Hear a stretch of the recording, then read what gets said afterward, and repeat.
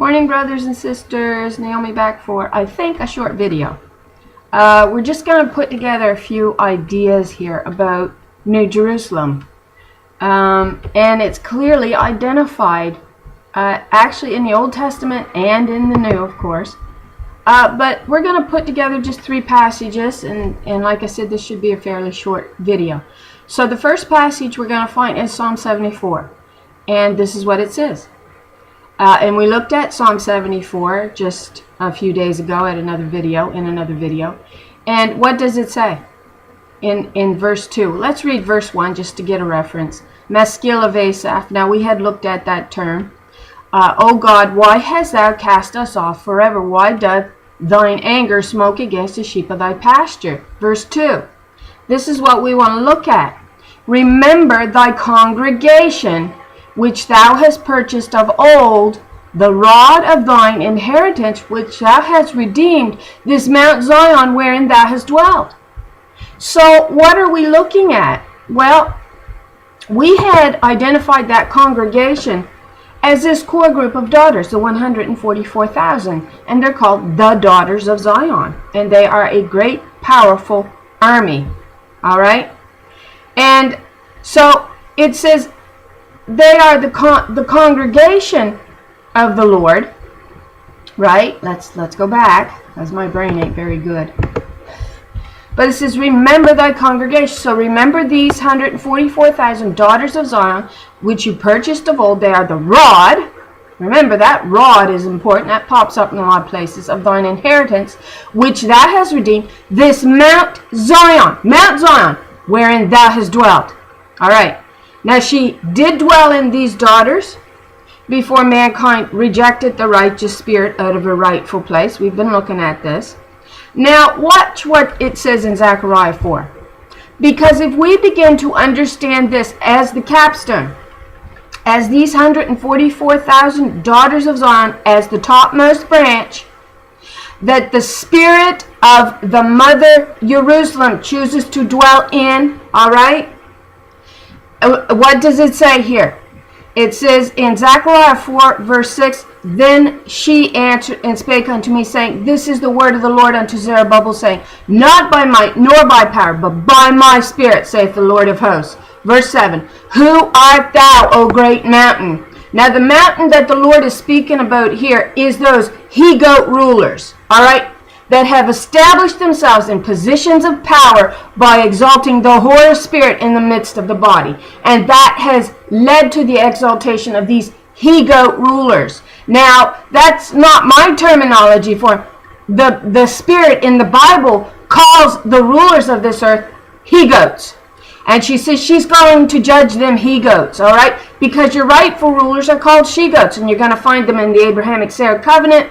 You're going to find them as the Azazel goat, the scapegoat. You're going to find them as the flock, the Shulamite shepherds, this little flock of she-goats called the Daughters of Zion. And she herself is, I believe, the daughter of Zion. And what does it say? Who art thou, O great mountain? Before Zerubbabel thou shalt become a plain. So she says, I'm going to level the playing field here. I'm going to take them out. She also says in many parts that she's going to spread them like dung on the open field. And she shall bring forth the headstone. Now, other translations has it translated as capstone. Doesn't really matter. It means the same thing. She shall bring forth the headstone thereof with shoutings, crying, grace, grace unto it. Now, what is that? Well, that's a picture of the 144,000 daughters of Zion as New Jerusalem. That's what that's a picture of. Moreover, let's just finish this off. Moreover, the word of the Lord came unto me, saying, the hands of Zerubbabel, and I don't know if I'm saying that name right, Babel, have laid the foundation of this house. Her hands shall also finish it. Now, we're talking about the Spirit that does this work.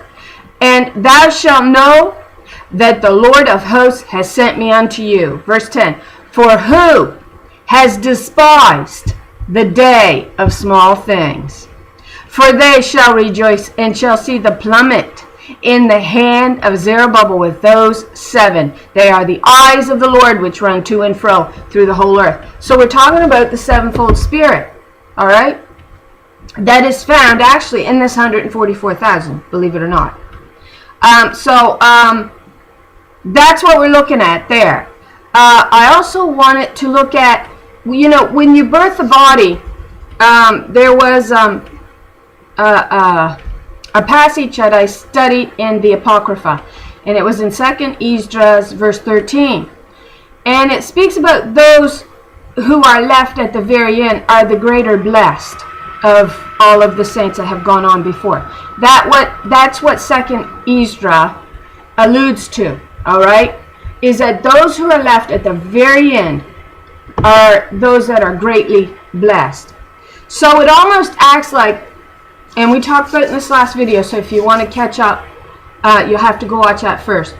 But it looks like as this 144,000 daughters of Zion, which the spirit of Jerusalem, Mother Jerusalem, which you find in Galatians 4:24, chooses to indwell this 144,000 as that capstone, as the head branch, your topmost branch, which is New Jerusalem. But as they go forth, it's like they're birthing the body, and they're starting the birthing process, and it's like a stacking order. And those that seems to be left at the very end seems to be at the highest point.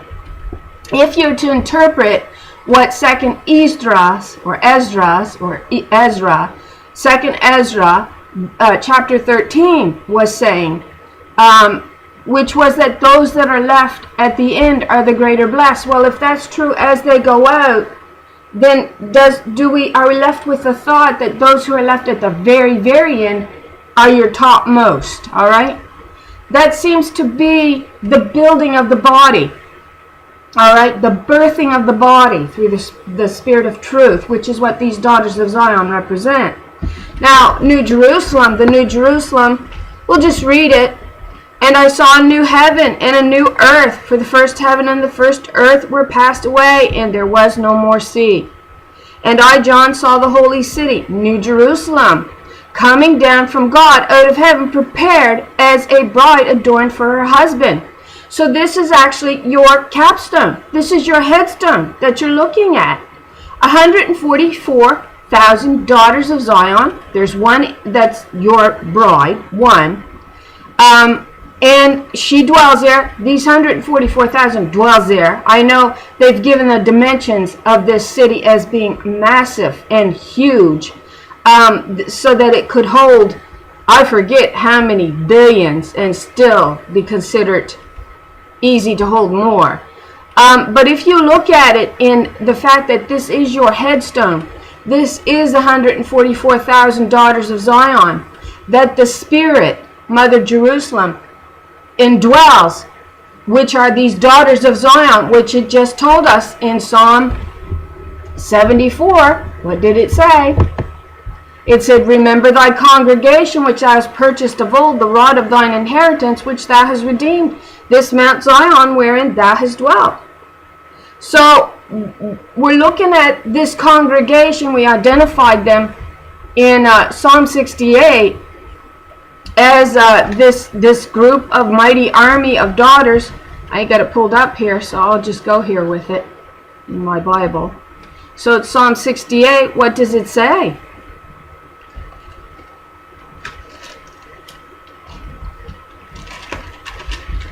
All right, it says this in Psalm 68, verse 10.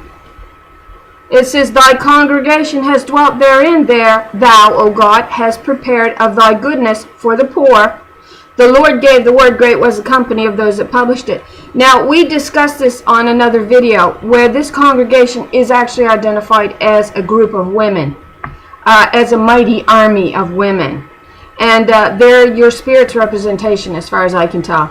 They're the 144,000. They're your capstone. They're your headstone. They're your topmost branch. They're the spirit that guides the body. And here she comes down as a bride adorned for her husband. Well, mankind rejected the righteous spirit out of her rightful place and chose a covenant with that whore spirit. But here she's coming down as a bride adorned for her husband. And I heard a great voice out of the heaven saying, behold, the tabernacle of God is with men. So it's telling you who dwells here. Who dwells in New Jerusalem? It's God. We identify daughter Zion, which sits to the right hand of Mother Yahweh, of Mother Jerusalem, of Christ. She sits to the right, and she's identified as daughter Zion, who will strike through her enemies in the days of her wrath. So again, if we go back, harken back to what 2nd Ezra said, chapter 13, 2nd Ezra chapter 13, and the Apocrypha, and I realize this is considered corrupted canon, but if we look at that, it says the one that brings on the wrath is also the one that will deliver you from the wrath. So it's going right back to these daughters of Zion, who is your 144,000, considered your capstone, your headstone, your topmost branch, wherein the bride dwelleth in, New Jerusalem, the Spirit from above, which you find in Galatians 4:24. This is your mother Jerusalem from above. And so if you look at that they're appointed to deliver the body through the words of truth. It says in Romans 13, you have no fear if you're of the righteous. If you're doing what's good, you have no fear of those that are in power, but those that are evil fear them. So you're looking at that correlation yet again.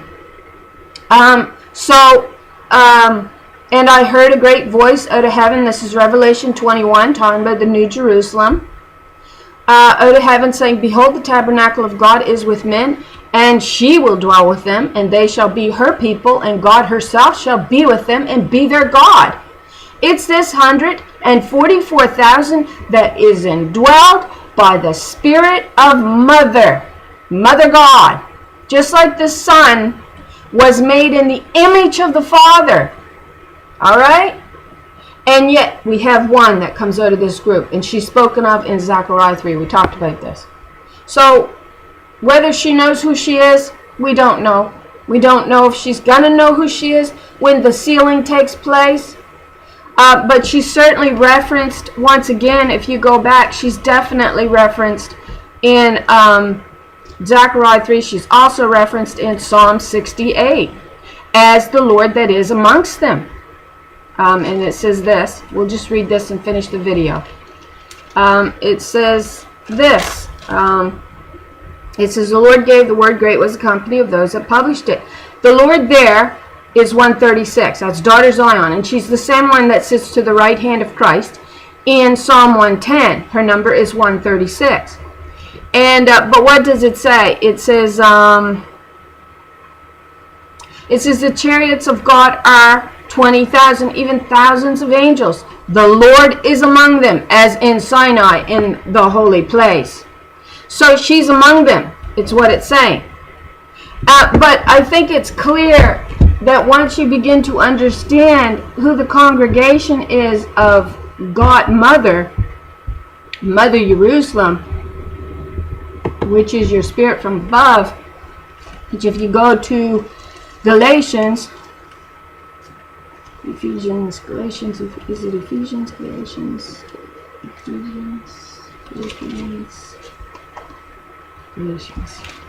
Okay. So it's 4:24. It's a verse we want to look at. And, okay. So it says, which things are an allegory, for these are the two covenants. The one from Mount Sinai, which gendereth to bondage, which is Hagar. For this Hagar is Mount Sinai in Arabia, and answereth to Jerusalem, which now is and is in bondage with her children. Verse 26, but Jerusalem, which is above, is free, which is the mother of us all. So again, we're making the connection to these 144,000 daughters of Zion, which are imparted with the Spirit of Mother, she was always in covenant with this core group of daughters. And she is she's the representation of God on this earth, Mother God on this earth. And she is also New Jerusalem. She is also the headstone that is placed at the very top. Now, I find it interesting because everything that God does, the occult world will mimic. And I think perhaps one of the greatest mimics of that 144,000 is the pyramid in Egypt. What's it, the Great Pyramid? Is it called the Great Pyramid? I think it is. It's not the Giza Pyramid, is it? It's the biggest pyramid there, the Great Pyramid. It's got to be. And you know that's said to have 144,000 stones that makes it up, that covers it over. It's identifying your capstone, your headstone. That's what it's doing. That's absolutely what it's alluding to, which is your topmost branch, which is New Jerusalem. Is not that that's what that is, but that's what it's an allegory to, because the occult world will mimic all the truths of God. They'll find a way to do it. And so there you go. There's a few verses, a few passages that you can put together for yourself, and there's a lot more in there that alludes to the fact that this 144,000 daughters of Zion is your capstone, your headstone. They're known as New Jerusalem. They're known as the bride of Christ because she dwells in there, the one does. And so I think you can look at this in a singular sense. There's one bridegroom, there's one bride. But then you can look at it that we're together. We're all together. Male and female, body and spirit. We become one. All right? So there's the video for today. Told you it wouldn't be very long. I hope the Lord blesses you today, and I hope you have a really nice day.